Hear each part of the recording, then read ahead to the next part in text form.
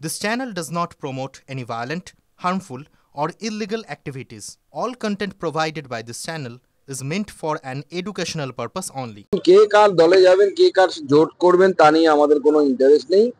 কিন্তু মূল বিষয় হচ্ছে বাবরের নামে মসজিদ বাংলার মানুষ মেনে নেবে না।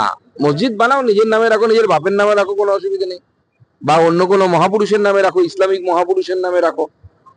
এপিজে আব্দুল কালামের নামে তো হতে পারে মসজিদ, সেটা তো বানানোর চেষ্টা করো না তোমরা। কল্যাণ ব্যানার্জির কথাকে খুব একটা গুরুত্ব দেবেন না।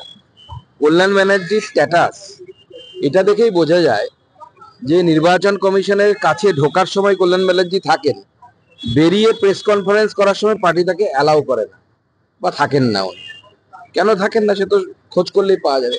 কল্যাণ ব্যানার্জির কথা ওনার বাড়ির লোককেও সিরিয়াসলি নেয় না।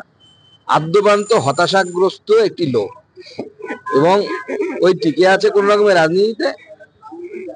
আগামী ভোটে দেখুন কি হয়। এটা অত্যন্ত চিন্তার বিষয়। যদি এটা হয়ে থাকে তাহলে তো ইলেকশন কমিশনের যে সত্তা তাকে চ্যালেঞ্জ জানানোর মতো বিষয়।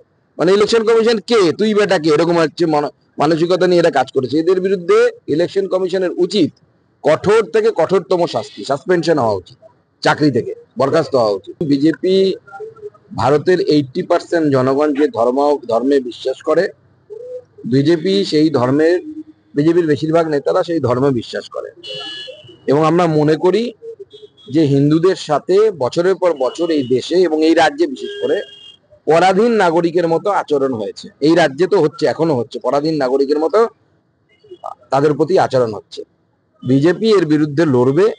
তৃণমূল কংগ্রেস হিন্দু বিরোধী সরকার চালাচ্ছে, মানুষ বিরোধী সরকার চালাচ্ছে। এই সরকারকে উৎখাত করার জন্য বিজেপির যা যা করার আমরা করব।